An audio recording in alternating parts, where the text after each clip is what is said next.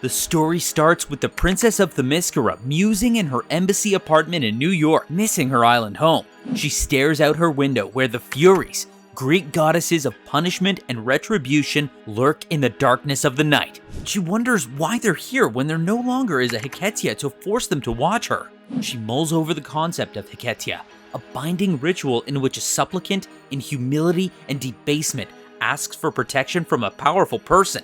The powerful person is honor-bound to accept the supplication and the bond is formed. It is a concept beyond hospitality. It is one in which the powerful person accepts complete responsibility for the supplicant, making sure no harm comes to them. The only right the supplicant retains is the absolute authority to release the powerful person of this obligation.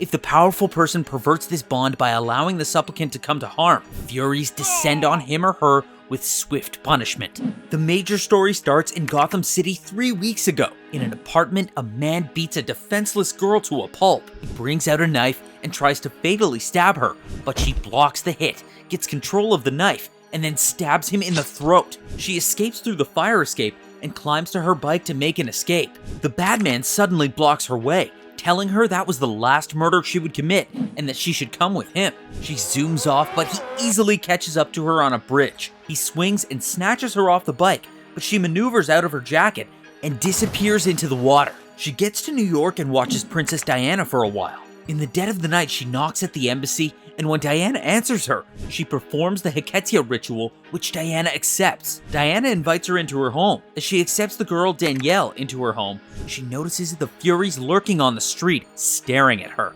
It turns out that only Diana can see the Furies. She watches them through the window while she offers Danielle food and her room to sleep in. When Danielle retires to bed, Diana puts on her costume and goes to confront the Furies, thinking they were after Danielle. They subdue her, then tell her they aren't after the supplicant, but are watching her in case she breaks the bond. The next morning, Diana gets clothes for Danielle and wakes her up. They have an ordinary day, but Batman appears in the night to Diana on her terrace. They greet, and he tells her she is harboring a fugitive, and he is taking her back to Gotham. Diana tries to explain to Batman, but he interrupts her and tells her he is not interested in explanations. The Furies watch from the street while they argue. Batman tries to enter the apartment, but Diana pushes him away.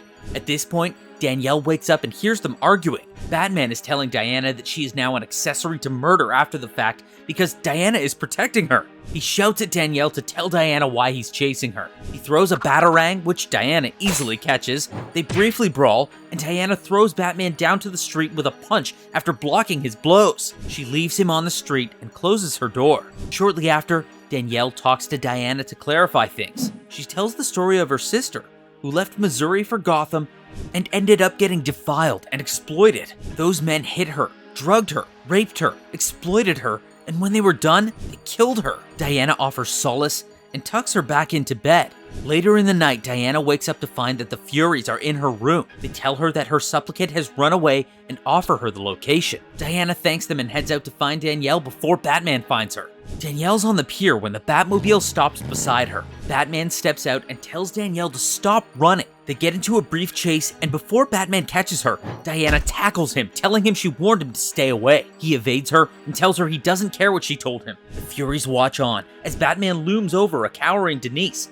Wonder Woman tackles him again and knocks him to the ground. He tells her he doesn't have a choice too, but she puts her boot on his head and warns him not to get up. He submits to her and she takes her boot off. He kneels down in supplication towards her and tries to perform the Hiketeia ritual to make Diana his master. She refuses his proposition. As they talk, they notice Danielle standing atop a stairway landing, looking around in terror at the Furies she can now see. Danielle shouts an apology to Diana and rushes to the railings. Diana tries to stop her but is held back by the Furies, and she watches in terror as Danielle throws herself over the railings and dashes her fragile body on the hard ground below. Diana breaks free of the Furies and heads to the dying girl. As she cradles the girl's dying body, Danielle releases Diana from the Hiketeia with her last breath, denying the Furies their vengeance. The scene cuts back to the introductory one with Diana back in her apartment, staring at the Furies through the window. She sobs, and the story ends there.